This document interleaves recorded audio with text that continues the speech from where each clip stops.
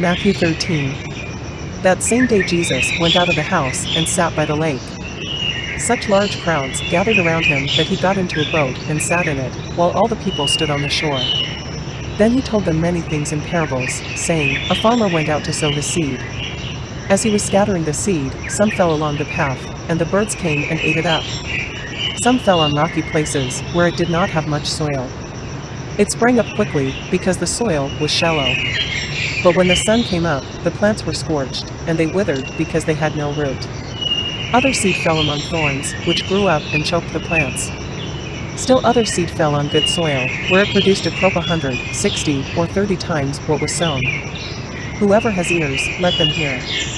The disciples came to him and asked, Why do you speak to the people in parables? He replied, Because the knowledge of the secrets of the kingdom of heaven has been given to you, but not to them. Whoever has will be given more, and they will have an abundance. Whoever does not have, even what they have will be taken from them. This is why I speak to them in parables. Though seeing, they do not see, though hearing, they do not hear or understand. In them is fulfilled the prophecy of Isaiah, You will be ever hearing, but never understanding. You will be ever seeing, but never perceiving. For this people's heart has become calloused, they hardly hear with their ears, and they have closed their eyes, otherwise they might see with their eyes, hear with their ears, understand with their hearts, and turn, and I would heal them. But blessed are your eyes, because they see, and your ears, because they hear. For truly, I tell you, many prophets and righteous people long to see what you see, but did not see it, and to hear what you hear, but did not hear it. Listen then, to what the parable of the sower means. When anyone hears the message about the kingdom and does not understand it, the evil one comes and snatches away what was sown in their heart. This is the seed sown along the path. The seed falling on rocky ground refers to someone who hears the word and at once receives it with joy. But since they have no root, they last only a short time. When trouble or persecution comes because of the word, they quickly fall away. The seed falling among the thorns refers to someone who hears the word, but the worries of this life and the deceitfulness of wealth choke the word, making it unfruitful. But the seed falling on good soil refers to someone who hears the word and understands it. This is the one who produces a crop, yielding 100, 60, or 30 times what was sown. Jesus told them another parable. The kingdom of heaven is like a man who sowed good seed in his field.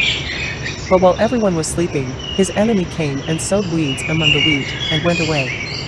When the wheat sprouted and formed heads, then the weeds also appeared. The owner's servants came to him and said, Sir, didn't you sow good seed in your field? Where then did the weeds come from?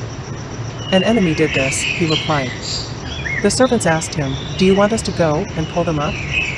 No, he answered, because while you are pulling the weeds, you may uproot the wheat with them. Let both grow together until the harvest. At that time I will tell the harvesters, First collect the weeds, and tie them in bundles to be burned, then gather the wheat and bring it into my barn. He told them another parable. The kingdom of heaven is like a mustard seed, which a man took and planted in his field.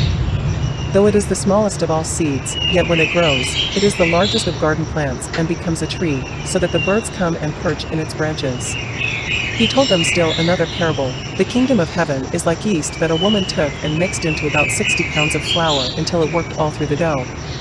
Jesus spoke all these things to the crowd in parables. He did not say anything to them without using a parable. So was fulfilled what was spoken through the prophet. I will open my mouth in parables. I will utter things hidden since the creation of the world. Then he left the crowd and went into the house.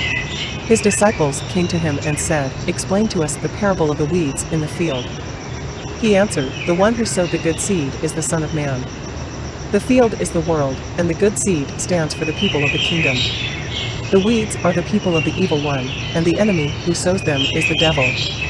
The harvest is the end of the age, and the harvesters are angels. As the weeds are pulled up and burned in the fire, so it will be at the end of the age. The Son of Man will send out his angels, and they will weed out of his kingdom everything that causes sin and all who do evil. They will throw them into the blazing furnace, where there will be weeping and gnashing of teeth. Then the righteous will shine like the sun in the kingdom of their Father.